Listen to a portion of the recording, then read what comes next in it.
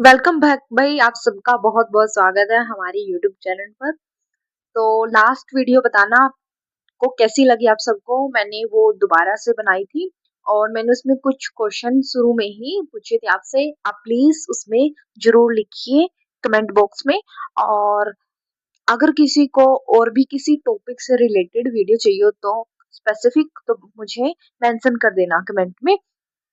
तो चलिए आज हम एक नया सा टॉपिक शुरू कर रहे हैं जो कि मेथड से। फर्स्टली मैं आपको दिखा देती हूँ प्रीवियस पेपर में जो मेथड से क्वेश्चन आए हैं। और मैं हर बार क्या करती हूँ भाई, जो पेपर होते हैं वो ही लाती हूँ ताकि आपको एक क्लैरिटी मिल जाए। अब देखिए फर्स्ट क्वेश्चन है ये वाला। The bilingual method of English language teaching was first developed by. तो इसका आंसर आप कमेंट में लिखना क्योंकि मैं बाद में कंसेप्ट करवाऊंगी, बट आप देखना कि ये जो कंसेप्ट मैं करवा रही हूँ वो आ भी रहा आपके एग्जाम में, नहीं आ रहा। अब इसी पेपर में देखना, ये 122 नंबर है और ये 137 सेम पेपर में ही। Michael West new method of teaching English lay stress on. ठीक है, ये एक पेपर हो गया भी हमारा जिसमें दो क्वेश्चन आए हुए हैं एक ही टॉपिक से। ये है भाई सेकंड पेपर। इसमें देखिए 124 number. The bilingual method of teaching English language was developed by. ये सेम क्वेश्चन है जो लास्ट ईयर भी पूछा गया था।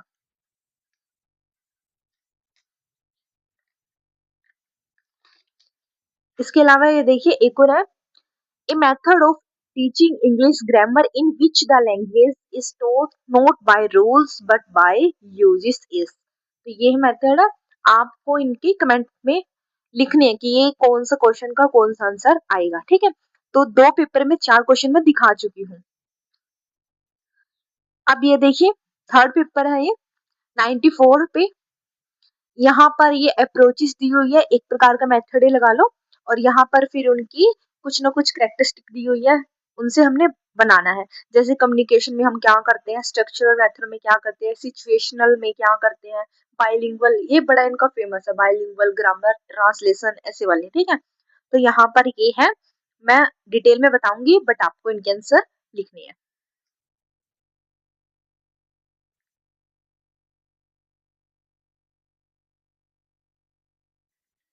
इसी पेपर में देखो भाई, सेम पेपर में 141 who adopted the substitution table method। तो भाई आप सबको पता लग गया होगा, मैं पेपर दिखाने का मेरा मोटिव ही होता है कि आपको पता चल जाए कि अगर हम कोई टॉपिक कर रहे हैं कहीं से, क्या वो एग्जाम में आ भी रहा है या नहीं आ रहा है। फर्स्ट चीज। सेकंड, पैटर्न पता लग जाता है कि हाँ इस पैटर्न से क्वेश्चन आ रहे हैं हमारे पास। और आपने देखा होगा कि हर पेपर में दो क्वेश्चन है। तो मतलब आप समझ जाइए कि एक एक नंबर ही इतना कीमती होता है। और भाई ये छोटा सा टॉपिक है, जस्ट 10-15 इसकी है स्ट्रक्चर, वो आपको याद करनी है और 5-7 में नाम है, बाकी में नाम भी नहीं है। तो चलिए आप वीडियो शुरू करते हैं और कमेंट में जरूर लिखना भाई आप आंसर। और हाँ भाई, थोड़ा सा चैनल की ग्रोथ करवाओ, तो वीडियो को लाइक भी किया करो और सब्सक्राइब कर दो यार चैनल को। तो चलिए इंग्लिश मेथड। सबसे पहले हम करेंगे ग्रामर ट्रांसलेशन। हमने किसी चीज को याद नहीं करना भाई, हमने जस्ट नाम पढ़ा और उस नाम से ही सारी चीजें निकालनी है। अब इसमें क्या करता था भाई, जो ग्रामर है, अब हम इंग्लिश की ग्रामर कैसे सीखते हैं। पहले हम क्या करते थे, टेंस के रूल रटवा देते थे बच्चों को। सिंपल आएगा तो ये फॉर्म आएगी, कंटिन्यू में ये आएगी, परफेक्ट में ये आएगी, है ना। तो वहां क्या करते थे, जस्ट रूल रटवा दिए।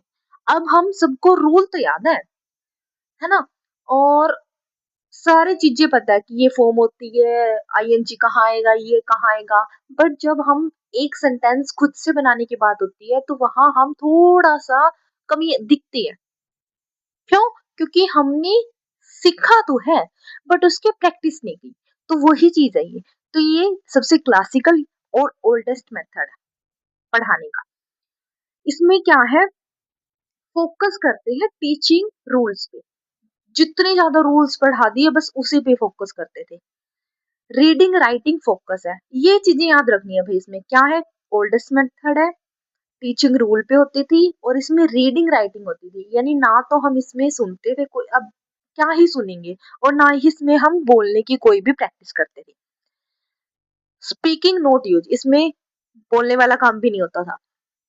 यूनिट ऑफ टीचिंग, अच्छा भाई ये हर एक की ना मेथड की एक एक यूनिट होती है कि ये पूरा जो मेथड है किस बेस पे है, तो ये वर्ड पे बेस था कि इसमें न्यू न्यू वर्ड सिखाए जाते थे, ठीक है। अब इसमें एक और मेथड आया ग्रामर ट्रांसलेशन में ही, डिडक्टिव मेथड। ये अलग से भी आ जाता है, ये इसमें भी आ जाता है। पहले इन्हीं को समझ लेते हैं, डिडक्टिव और इसमें आएगा इंडक्टिव। एक है हमारा डिडक्टिव, एक है इंडक्टिव। आपने हिंदी में या सीडीपी में पढ़ा होगा आगमन विधि, निगमन विधि, ये वही है। ये वाला है हमारा निगमन और ये वाला है हमारा आगमन। अब आप सबको पता है निगमन में क्या करते हैं हम, पहले रूल करते हैं देन कंसेप्ट करते हैं, है ना। सिर्फ यही चीज है इसमें, रूल टू कंसेप्ट।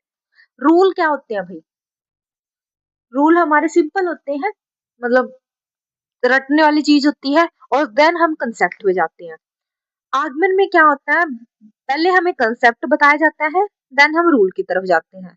और हमारे कंसेप्ट से मतलब क्या है, कंसेप्ट का मतलब यहाँ पर यानी पहले हमें उदाहरण देंगे और फिर हमें रूल बताएंगे। और उदाहरण क्या होते हैं, स्पेसिफिक होते हैं, क्योंकि उदाहरण अभी वो किसी स्पेशल चीज से देंगे तो वो उदाहरण हमारे लिए स्पेशल चीज होगी, और फिर वो स्पेशल से क्या जाएंगे, नॉर्मलाइजेशन की तरफ, नियमों को रूल्स को नॉर्मलाइजेशन कर देंगे, ठीक है। इसमें उल्टा होता है, इसमें स्पेसिफिक चीजें बाद में बताई जाती है, कंसेप्ट क्योंकि बाद में बता रहे हैं। तो ये अलग से भी मेथड आ जाते हैं कि इंडक्टिव और डिडक्टिव मेथड क्या है। इन इन ऐसे याद कर लो, इन में क्या करते हैं हम भाई, पहले चीजों को लेते हैं, उदाहरणों को लेते हैं। इंडक्टिव मेथड में हम क्या करते हैं, उदाहरण से रूल की तरफ जाते हैं। उदाहरण क्या होते हैं हमारे, स्पेसिफिक होती है। डिडक्टिव मेथड में क्या होता है, उल्टा होता है, रूल पहले सीखते हैं देन कंसेप्ट सीखते हैं। और हम ग्रामर ट्रांसलेशन मेथड में भी क्या कर रहे हैं, रूल ही तो सीख रहे हैं। तो यानी इसमें भी कौन सा मेथड आ रहा है, इसके अंदर भी डिडक्टिव मेथड ही आ रहा है। डायरेक्ट मेथड, इसमें क्या होता है, हम ये मेथड की, अच्छा क्या होता है, ये मेथड क्यों यूज करते हैं। देखो भाई, हम सबको फर्स्ट लैंग्वेज घर पर नॉर्मली सिखा दी जाती है, उसमें कोई प्रैक्टिस नहीं होती, कुछ नहीं होती, है ना। हम ऐसे ही सुन सुन के बोल बोल के अपने आप ही सीख जाते हैं, जो भी हमारी मदर टंग होती है। कोई पंजाबी का बच्चा है तो वो पंजाबी इतना इजिली सीख जाता है, बट अगर हमें पंजाबी सीखनी हो तो हम उसको एज ए सब्जेक्ट सीखते हैं। हमें तो उड़ा उड़ा लिखने की भी प्रैक्टिस करनी पड़ती है, बट वो ऑटोमेटिकली सीख जाते हैं, है ना। वो पढ़ते ही किताबों को, अपनी दादी नानी से वो सुनते हुए गीत गाने, वैसे उनको बहुत सारे वर्ड याद हो जाते हैं। बट हमारी डिक्शनरी इतनी अच्छी नहीं होगी पंजाबी में जितनी उनकी होगी, बिना पढ़े भी। और हमें पढ़कर भी उतने ज्यादा वर्ड नहीं पता होंगे। तो ऐसे ही जब हम इंग्लिश सीखते हैं तो हमें वोकैब जब सीखनी पड़ती है तो बहुत ही कुछ नहीं होती, है ना। हम ऐसे ही सुन सुन के बोल बोल के अपने आप ही सीख जाते हैं, जो भी हमारी मदर टंग होती है। कोई पंजाबी का बच्चा है तो वो पंजाबी इतना इजिली सीख जाता है, बट अगर हमें पंजाबी सीखनी हो तो हम उसको एज ए सब्जेक्ट सीखते हैं।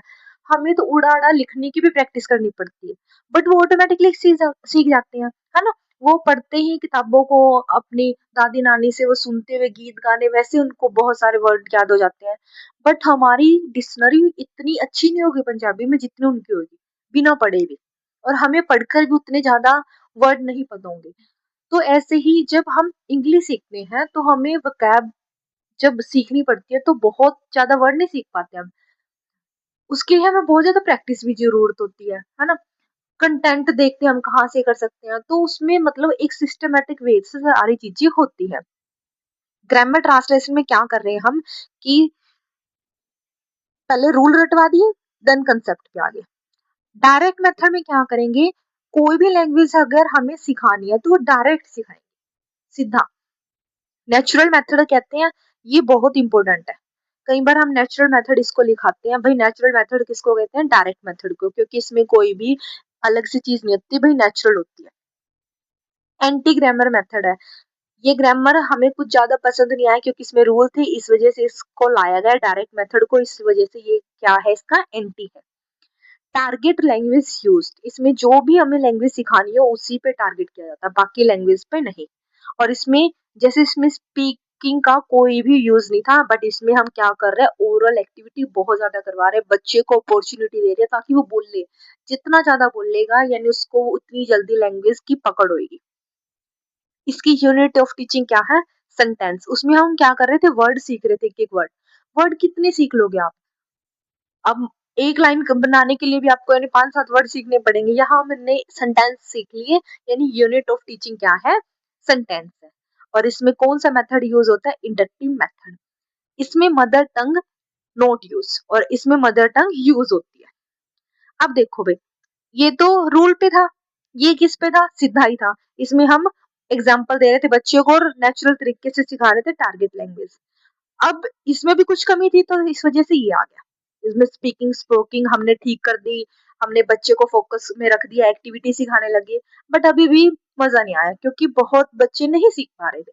तो फिर आया हमारे पास बायलिंगुअल मेथड, जो क्वेश्चन भी आए हुए इससे बहुत है ना, इससे भी क्वेश्चन थे, इससे भी। बायलिंगुअल मेथड सबसे पहले थे, किसने बनाए हैं, CJ डोल्सन, ये नाम याद रखना। इसको बोलते हैं मिडवे मेथड। मिडवे मेथड क्यों, क्योंकि ये इन दोनों के बीच का मेथड है। इसमें क्या करते हैं हम, ग्रामर ट्रांसलेशन मेथड को डायरेक्ट मेथड को मिक्स करके बढ़ा देते हैं। मतलब जहां बच्चे को मदर टंग की यूज की जरूरत होती है वो दे देते हैं। जैसे हमने कोई भी उसको स्टोरी बतानी है तो हम क्या करेंगे, पहले उसको मदर टंग में स्टोरी हिंदी में हमने एक्सप्लेन कर दी, देन हम उसको धीरे धीरे धीरे धीरे इंग्लिश की तरफ लेके जाएंगे। अब बच्चे के दिमाग में कंसेप्ट किस लैंग्वेज में बन गए भाई, हमारी जो नेचुरल लैंग्वेज थी उससे कंसेप्ट में पूरी तरह क्लैरिटी होगी। फिर हमने उसको अच्छे से इंग्लिश में उसको ट्रांसलेट कर दिया, या कोई भी जो लैंग्वेज हमें सिखानी है। इनमें क्या था, इसमें तो मोस्टली मदर टंग यूज हो रही थी और रूल बता रहे थे। इसमें क्या कर रहे थे, हम सीधा इंग्लिश पे जा रहे थे। इसमें हमने मिक्स मैच कर दिया, और जब हम चीजों को मिक्स मैच कर देते हैं कई बार वो बहुत अच्छे से कंसेप्ट की क्लैरिटी हो जाती है। तो ये था भाई। आगे है ऑडियो लिंगुअल। ये तो भाई सीधा ही है कि हम ऑडियो लिंगुअल इनका यूज कर रहे हैं। बहुत सारी चीजों का जब हम यूज करते हैं, जैसे आजकल स्मार्ट बोर्ड की स्टडी आपको बहुत अट्रैक्टिव लगती है ना, क्योंकि वो इजीली लगती है आपको कि जब दिखते हैं, ये थोड़ी सी डिफिकल्ट लगती होगी ना आपको, कई बार क्वालिटी अच्छी नहीं आती है ना। तो इसी वजह से इनका हुआ आज के टाइम में, क्योंकि भाई आप लोगों को पसंद आ रही है। बताना भाई, मैं बहुत मेहनत करती हूँ, आप लोगों को वीडियो कैसी लगती है प्लीज आप जरूर बताना, और अगर अच्छी लगे तो सब्सक्राइब जरूर करके जाना। अच्छा भाई, तो ये बनाया किसने था, ऑडियोलिंगुअल मेथड, ये चार्लिस सी फ्राइज ने। ये नाम जरूर याद करना, क्योंकि ये ऐसे सीधे पूछ लेते हैं कि इसका जनरेशन कौन, किसने बनाया है, किस जनरेशन में आई है, किसने इसको अडेप्ट किया था। तो चार्ली सी फ्राइज, ठीक है। इसमें क्या करते हैं, बच्चे की हैबिट फॉर्मेशन करते हैं। मतलब हम कुछ भी दिखा रहे हैं उसको, कुछ भी सुना रहे हैं, तो उसको धीरे धीरे उसकी हैबिट में डालते हैं। और हैबिट फॉर्मेशन यानी व्यवहारवाद, ये सारी चीजें किसने ज्यादा फोकस में रखी थी, स्किनर ने। और इसमें चीजों को रिपीटेशन मोड में सिखाया जाता है, बार बार उसको दिखाएंगे, बार बार उसको सुनाएंगे, कोई भी चीज सुना रहे हैं, कोई LCD से कोई भी फिल्म प्रोजेक्टर जो भी यूज करके उसको दिखा दिया, बार बार सुना रहे हैं, ताकि उसकी दिमाग में वो चीजें फिट हो जाए और उसको ज्यादा स्ट्रेस ना लेना पड़े। कई बार हम देखने से इतना कुछ सीख जाते हैं ना जितना पढ़ने से नहीं सुनते।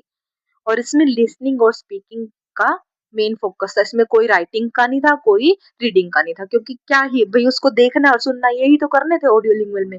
या तो बच्चा सुनेगा या देखेगा। आगे है भाई टोटल फिजिकल रिस्पॉन्स। इसमें क्या था, एक्टिविटी करवाते हैं भाई बहुत अच्छे अच्छे से, मोटर एक्टिविटी फोकस होता है, टीचर मतलब एक्टिविटी से बच्चे को सिखाता है। और ये किसने बनाया था भाई, जेम्स एसर। इसमें क्या, मोटर एक्टिविटी या फिजिकल एक्टिविटी के थ्रू बच्चे को लैंग्वेज सिखाई जाती है। स्ट्रक्चर मेथड, ये दो तीन अभी में कंफ्यूज मत होना। स्ट्रक्चर एक टेबल मेथड है, और एक आगे सिचुएशनल आ गया, ठीक है। इनको ध्यान से देखो। स्ट्रक्चर मेथड में क्या होता है, यानी फिक्स स्ट्रक्चर होएगा। कैसा, इसमें ना मतलब सिलेक्शन एंड ग्रेड होती है कि कितने वर्ड सिखाने हैं। जैसे स्ट्रक्चर का क्या मतलब है, जैसे हम कहते हैं ना, कोई भी हमने इंग्लिश का टेंस सीखना है तो हम क्या कहते हैं, पहले सब्जेक्ट आएगा, फिर वर्ब आएगी, फिर ऑब्जेक्ट आएगा, वर्ब में फर्स्ट फॉर्म है, सेकंड फॉर्म है, थर्ड फॉर्म है, ING लगेगा। तो हम फिर स्ट्रक्चर का यूज कर रहे हैं ना, तो जैसे ही हम इस स्ट्रक्चर में आ जाते हैं, ऐसे सीखते हैं चीजों को, तो उसको बोलते हैं स्ट्रक्चर मेथड। सीधा आएगा कि स्ट्रक्चर मेथड में क्या होता है, चीजों को पैटर्न में फिक्स स्ट्रक्चर में सिखाया जाता है। और इसमें मेनली ये बता रखा है कि हम कितने वर्ड को सीख लेते हैं, तो 3000 रूट वर्ड भी सिखाए जाते हैं। जैसे मैंने आपको वन वर्ड सब्स्टिट्यूशन की एक वीडियो दे दी ना कि रूट वर्ड इनके याद कर लो, बेसी से, क्रेसी से, है ना, डेमोक्रेसी, फिर ऑटोक्रेसी, ऐसे क्रेसी से जितने भी आ जाएंगे आपको समझ आ जाएंगे। तो ऐसे ही ये क्या करते हैं, रूट वर्ड देंगे और एक स्ट्रक्चर सिखाएंगे इस मेथड में। आगे है डॉक्टर मिचेल वेस्ट मेथड। एक और बात, अगर आपको कुछ ना आए ना, अगर किसी में न्यू मेथड यूज हो ना, कहीं भी आपको न्यू मेथड वर्ड मिल जाए, यानी वो मेनली किस पे फोकस होगा, रीडिंग एंड स्पीकिंग पे, या तो बोलने से रिलेटेड होगा या रीडिंग से। क्यों? क्योंकि पहले क्या करते थे भाई, टीचर ने ब्लैक बोर्ड पे लिख दिया, हम उनको कॉपी में उतार लेते थे, या फिर टीचर बोल रहा है और हमको सुन रहे हैं, तो लिसनिंग और राइटिंग को ज्यादा प्रायोरिटी मिलती थी, और हम बोलने का हमें अपॉर्चुनिटी नहीं मिलती थी ना पढ़ने की। जितनी भी न्यू मेथड उनमें मेनली बहुत अच्छे अच्छे से मोटर एक्टिविटी फोकस होता है, टीचर मतलब एक्टिविटी से बच्चे को सिखाता है। और ये किसने बनाया था भाई, जेम्स एसर। इसमें क्या है, मोटर एक्टिविटी या फिजिकल एक्टिविटी के थ्रू बच्चे को लैंग्वेज सिखाई जाती है। स्ट्रक्चर मेथड, ये दो तीन अभी इनमें कंफ्यूज मत होना। स्ट्रक्चर एक टेबल मेथड है, और एक आगे सिचुएशनल आ गया, ठीक है। इनको ध्यान से देखो। स्ट्रक्चर मेथड में क्या होता है, यानी फिक्स स्ट्रक्चर होएगा। कैसा? इसमें ना मतलब सिलेक्शन एंड ग्रेड होती है कि कितने वर्ड सिखाने हैं। जैसे स्ट्रक्चर का क्या मतलब है, जैसे हम कहते हैं ना, कोई भी हमने इंग्लिश का टेंस सीखना है, तो हम क्या कहते हैं, पहले सब्जेक्ट आएगा, फिर वर्ब आएगी, फिर ऑब्जेक्ट आएगा, वर्ब में फर्स्ट फॉर्म है, सेकंड फॉर्म है, थर्ड फॉर्म है, आईएनजी लगेगा। तो हम फिक्स स्ट्रक्चर का यूज कर रहे हैं ना, तो जैसे ही हम इस स्ट्रक्चर में आ जाते हैं, ऐसे सीखते हैं चीजों को, तो उसको बोलते हैं स्ट्रक्चर मेथड। सीधा आएगा कि स्ट्रक्चर मेथड में क्या होता है, चीजों को पैटर्न में फिक्स स्ट्रक्चर में सिखाया जाता है। और इसमें मेनली ये बता रखा है कि हम कितने वर्ड को सीख लेते हैं, तो 3000 रूट वर्ड भी सिखाए जाते हैं। जैसे मैंने आपको वन वर्ड सब्स्टिट्यूशन की एक वीडियो दे दी ना कि रूट वर्ड इनके याद कर लो, बेसी से, क्रेसी से, है ना, डेमोक्रेसी, फिर ऑटोक्रेसी, ऐसे क्रेसी से जितने भी आ जाएंगे आपको समझ आ जाएंगे। तो ऐसे ही ये क्या करते हैं, रूट वर्ड देंगे और एक स्ट्रक्चर सिखाएंगे इस मेथड में। आगे है डॉक्टर मिचेल वेस्ट मेथड। एक और बात, अगर आपको कुछ ना आए ना, अगर किसी में न्यू मेथड यूज हो ना, कहीं भी आपको न्यू मेथड वर्ड मिल जाए, यानी वो मेनली किस पे फोकस होगा, रीडिंग एंड स्पीकिंग पे, या तो बोलने से रिलेटेड होगा या रीडिंग से। क्यों? क्योंकि पहले क्या करते थे भाई, टीचर ने ब्लैक बोर्ड पे लिख दिया, हम उनको कॉपी में उतार लेते थे, या फिर टीचर बोल रहा है और हमको सुन रहे हैं, तो लिसनिंग और राइटिंग को ज्यादा प्रायोरिटी मिलती थी, और हम बोलने का हमें अपॉर्चुनिटी नहीं मिलती थी ना पढ़ने की। जितनी भी न्यू मेथड उनमें मेनली फोकस या तो रीडिंग पे है या फिर बोलने पे, स्पीकिंग पे है। तो ये सीधा ये याद रखना है। अभी डॉक्टर वेस्ट ने न्यू मेथड लॉन्च किया था, डॉक्टर मिचेल वेस्ट ने। इनका मेन फोकस था रीडिंग पे, कि रीडिंग इंप्रूवमेंट कर दो, बाकी सारा काम अपने आप हो जाएगा। क्योंकि जब बच्चा पढ़ रहा है, यानी वो समझ भी रहा है, वो अपने आप लिखने भी लग जाएगा, वो बोलने भी लग जाएगा, तो सारा कुछ इम्प्रूवमेंट हो जाएगा। आगे अभी इसको टेबल मेथड भी बोल देते हैं, या सब्स्टिट्यूशन मेथड भी बोल देते हैं। टेबल मेथड में क्या था भाई, कि हम इसमें जैसे सेंटेंस है उसका पैटर्न चेंज करके सिखा देते हैं। जैसे क्या करते हैं भाई, एक लाइन सिखाई बच्चे को, आई एम प्लेइंग, कि मैं खेल रहा हूँ। भाई फिर इसने क्या किया, आई का बना दिया ही, कि अब मैं खेल रहा था, अब वह खेल रहा है, आई की जगह ही लिख दिया, और इसके साथ फिर ये वर्ब भी चेंज हो जाएगी, और ये पैटर्न चेंज रहेगा। फिर उसमें बाद में फिर बताएगा वी आर प्लेइंग, कि आर क्यों आया। तो हम इसमें क्या करते हैं, सेंटेंस पैटर्न को चेंज करते रहते हैं, कि अब ये पैटर्न था, अब ये पैटर्न है, अब ये है, कि फॉर्म सेम एक बार सिखा दी, देन हम इनको सब्जेक्ट और वर्ब को चेंज करके भी बहुत सारे सेंटेंस बना सकते हैं। और ये किसने बनाया था, C.C. फायर्स ने और H.E. पाल्मेर ने, दो बंदों ने बनाया था ये, ठीक है। आगे कम्युनिकेट लैंग्वेज टीचिंग। आपको नाम से ही आइडिया होगा कि इसमें क्या करते हैं, कम्युनिकेशन पे जोर देते हैं। भाई तुम बात करो, और बात भी किससे करो, नॉर्मल बात करो। जितनी तुम रियल लाइफ में बात करोगे, उतना ही तुम जल्दी इसको अडेप्ट करोगे। तो ये था भाई रियल लाइफ कम्युनिकेशन से रिलेटेड। इसमें कोई भी वो नहीं था कि स्ट्रक्चर सीखना, रूल सीखने हैं, आपको कॉन्सेप्ट सीखना, कुछ नहीं सीखना भी आपको। आपने क्या करनी है, जस्ट बात करनी है, कम्युनिकेट करो। हम भी बोलते हैं ना कि न्यूज़पेपर पढ़ने लग जाओ, इंग्लिश सॉन्ग सीखने लग जाओ, डेली बात करो, जो भी मिले उससे इंग्लिश में बात करो, हर लाइन में अपनी इंग्लिश के कुछ ना कुछ वर्ड जोड़ने लग जाओ, है ना? तो उससे आपको धीरे-धीरे बहुत ज़्यादा वोकैब पे कंट्रोल हो जाएगा, बहुत न्यू-न्यू आप वोकैब सीख जाओगे और ऐसे ही आप इंग्लिश सीख जाओगे। ये नेचुरल चीज़ होती है, अपने आप ही फिर अडैप्ट होने लगती है। और ये किसने बोला था भई? ये किसने? डेल हाइन्स ने। आगे सिचुएशनल, मैंने बताया था ना 3 आती है। स्ट्रक्चर, इसमें तो फिक्स स्ट्रक्चर हमारा सब्जेक्ट, वर्ब, ऑब्जेक्ट ऐसे पैटर्न सिखाते हैं। टेबल मेथड में क्या था? भाई हम क्या करते हैं, सेंटेंस को बार-बार चेंज करते हैं, कि सेंटेंस का पैटर्न चेंज कर दिया कि वर्ब की फॉर्म यही थी, बट हमने यहाँ सब्जेक्ट और वर्ब में फेर-बदल करके बहुत सारे बना लिए थे। सिचुएशनल मेथड, अब आपको कम्युनिकेट में क्या करते हैं, हम कम्युनिकेशन करते हैं, बातचीत करते हैं। सिचुएशनल में क्या है, भी जो भी सिचुएशन है उसमें आप बात करनी सीखो बस, और इसमें कोई रूल रेगुलेशन नहीं है। सिचुएशनल था, जो भी सिचुएशन है उसमें आप बात करनी सीखो, अपने आप ही ऑटोमेटिकली आपको आ जाएगा। और ये किसने बनाया था? अभी FG फ्रेंच ने। ठीक है, आगे इलेक्टिव मेथड, ये आजकल बहुत आ रहा है क्योंकि ये ट्रेंडिंग है और न्यू मेथड है।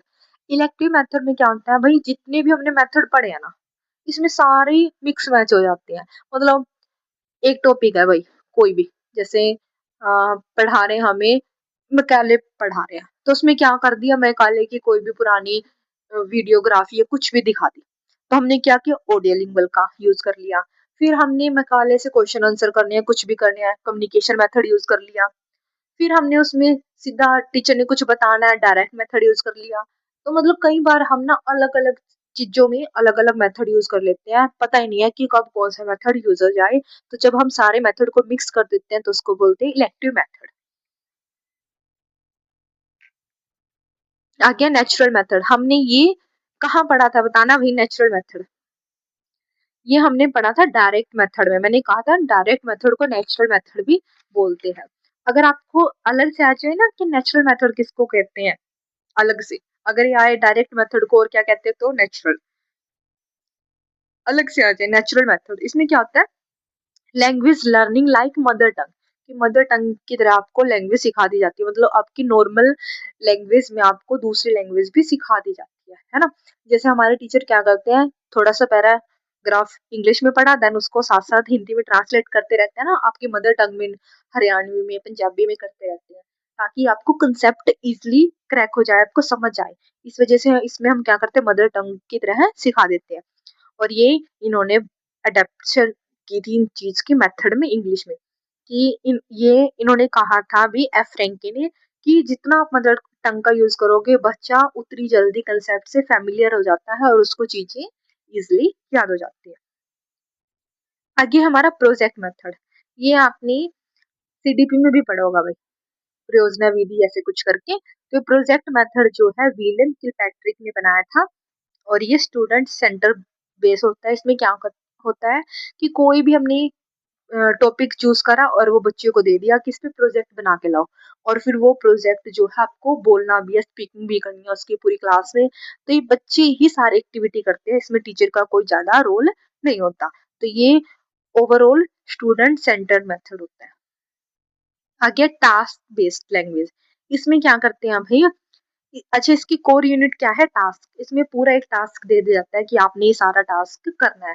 ये ग्रुप में भी हो सकता है और इंडिविजुअल भी हो सकता है, और इसको बनाया था एन प्रभु ने। इसमें क्या करते हैं कि जैसे टीचर्स क्या करते हैं, या तो बच्चों को ग्रुप में बांट देते हैं कि तुम्हारा ये काम है, और फिर वो जो ग्रुप है ना 7-8 बच्चों का, वो भी क्या करते हैं, अलग अलग काम बांट लेते हैं और वो टास्क करते हैं, फिर सारे बारी बारी से उसको कंप्लीट करते हैं। इस तरीके से वो सीख जाते हैं किसी भी काम को। सिचुएशनल अप्रोच, वो था भाई मेथड, इनमें तंग मत होना। सिचुएशनल मेथड FG फ्रेंच ने बताया था ये, और इसमें क्या करते हैं, सिचुएशन के अकॉर्डिंग सीखते हैं हम। ये भी सेम वैसे ही है भाई, इसमें क्या करते हैं हम, लैंग्वेज का बस फर्स्ट लैंग्वेज का नो यूज, और ये अप्रोच है, जब हम टेक्निक को यूज करते हैं उसको बोलते हैं अप्रोच। और ये किसने बनाया था, होर्नोल्ड पाल्मे ने। बस आपको इसमें इतना ही याद रखना है। इसमें भी हम वही चीज यूज करते हैं कि जब कोई सिचुएशन हो जाती है तो उसके अकॉर्डिंग ही हम सीख लेते हैं। तो ये थे भाई आपके मेथड।